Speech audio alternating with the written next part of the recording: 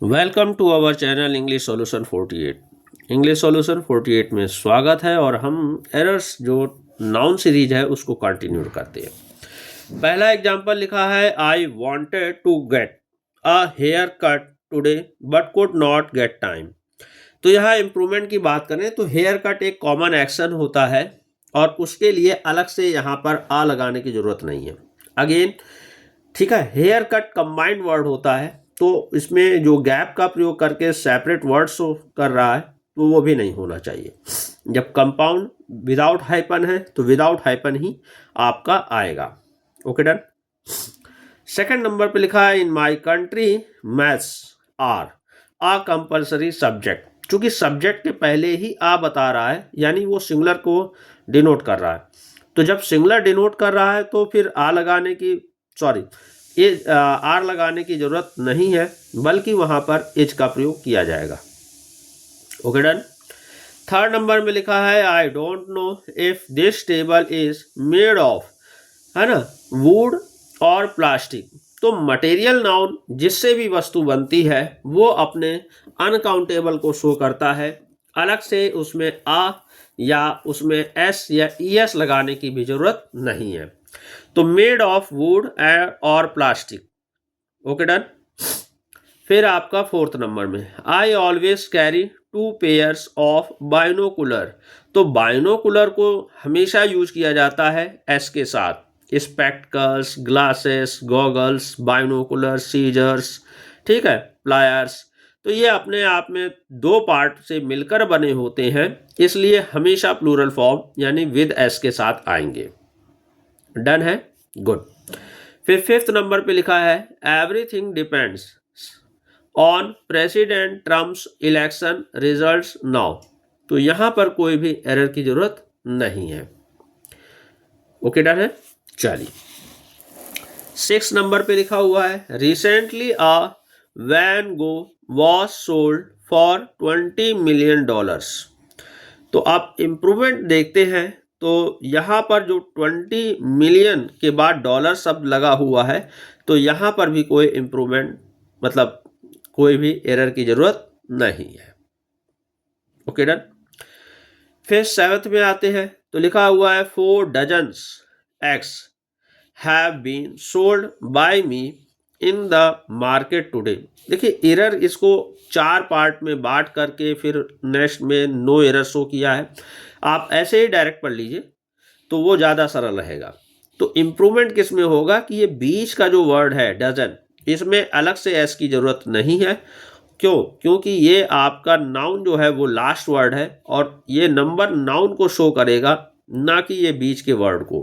और बीच का वर्ड किसी को डिफाइन कर रहा है, इसलिए वहाँ पर वो एडजेक्टिव का काम करता है और एडजेक्टिव में हम एस या ई एस का प्रयोग नहीं करते। बिल्कुल सिंपल सा पॉइंट है। आई थिंक सब क्लियर हो गया।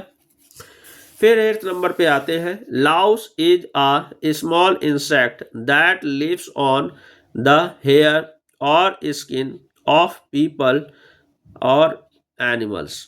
तो सही है, लाउस। अगर इसी का प्लूरल फॉर्म देखा जाए तो लाइस, जैसे माउस का माइस, लाउस का लाइस। और डॉर माउस एक और वर्ड होता है थर्ड, उसका भी आपका डॉर माइस हो जाता है। तो 3 वर्ड को आपने नोट कर लीजिएगा। तो आंसर हमारा क्या हो जाएगा? ए, नो एरर। Okay done. फिर 9 नंबर पे आते हैं, द CEO फर्मली बिलीव्स, मानते हैं कि दैट अ रेडिकल चेंज, बहुत क्रांतिकारी परिवर्तन, in the structure of our various departments are necessary.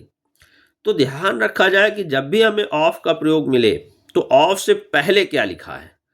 तो ऑफ से पहले लिखा है आ रेडिकल चेंज, एक क्रांतिकारी परिवर्तन। तो नेसेसरी है। तो अब चूंकि सब्जेक्ट सिंगुलर है तो वर्ब भी हमारा सिंगुलर हो जाएगा, यानी यहाँ आर नहीं लगाएंगे बल्कि हम इज का प्रयोग करेंगे। अब जब इज का प्रयोग कर रहे हैं, ये एरर किस में आएगा? तो 9th के डी नंबर पे इस चीज का यानी इस सेंटेंस के पार्ट का यूज किया गया है और यही इंप्रूवमेंट करना है। तो हम ऑवलिंग करते समय डी वाले को ब्लैक कर देंगे। ओके, क्लियर है। चलिए फिर आगे बढ़ते हैं। देखिए स्पीड का मतलब सिर्फ इतना है कि आपका no time to waste for the other thing, है ना।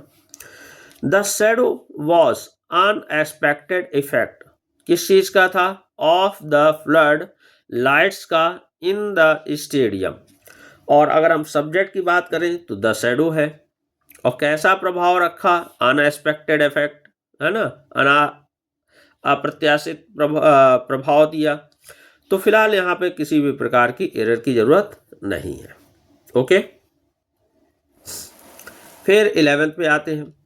तो लिखा है his censor was appropriate as he is the writer of the script.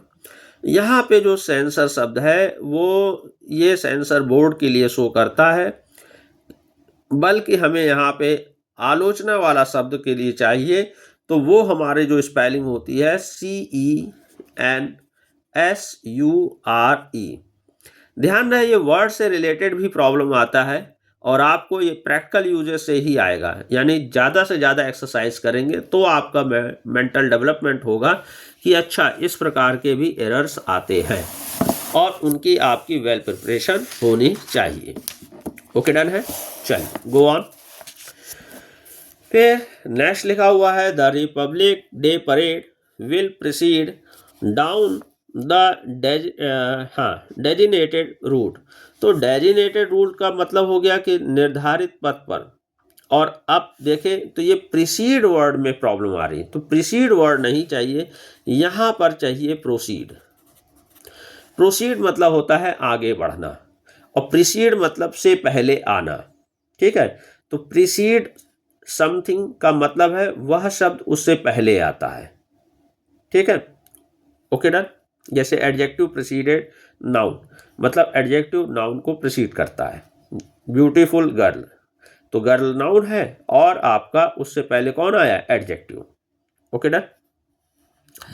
30 number में लिखा है द वॉलंटियर्स वेंट, कहाँ गए हैं, to the disaster site. Site तो लोकेशन को शो करता है, अगर इसी की जगह CIT साइट या SIGST साइट इस तरह के वर्ड लगाते तो इसको इम्प्रूवमेंट करते। और किस बात के लिए गए हैं, to rescue the trapped workers, जो फंसे हुए वर्कर्स हैं उनको बचाव करने के लिए। तो फिलहाल सब्जेक्ट अपने भात में, मतलब जो भी वेंट लिखा हुआ है वो टेंस के हिसाब से कोई दिक्कत नहीं है। अगर यहाँ पे टेंस वाला एज होता तो प्लूरल के हिसाब से हम आर की कोशिश करते, तो ये भी आपका नो एरर। और नो एरर की कंडीशन पे ये ई नंबर है, ई नंबर चूंकि लास्ट में होना चाहिए। अब देखिए ये भी आपको ध्यान हो कि ई नंबर आपका मेंशन बी में है, तो आपने सर्किल जब करना है तो वो बी वाले पॉइंट को करना है, ठीक है। तो इस तरह से भी एक एग्जाम्पल आपको डिफर करके देते हैं और आप इसको प्री प्रैक्टिस करते हैं तभी आप ये सही कर पाते, वरना आप अपने एक धुन में रहते हैं कि ये लास्ट में है तो लास्ट वाला ऑप्शन ऑब्लिंग कर दो, बस हो गया। तो वहाँ एक आपका जानबूझ करके एक गलती हो गई। ओके, चलिए फिर 14 नंबर पे लिखा है Ramesh son in laws are coming to meet him this weekend. तो रमेश के आ रहे हैं मिलने के लिए इस सप्ताह की छुट्टी में।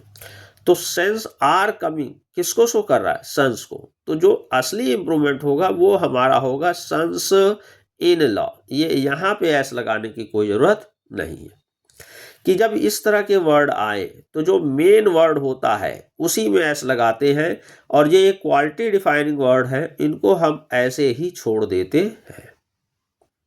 ओके, क्लियर है। चलो 15 नंबर लिखा है the website has a list. उसमें एक लिस्ट है किस चीज की, ऑफ बेस्ट ऑनलाइन ऑफर्स की फॉर कस्टमर्स। अब बात करते हैं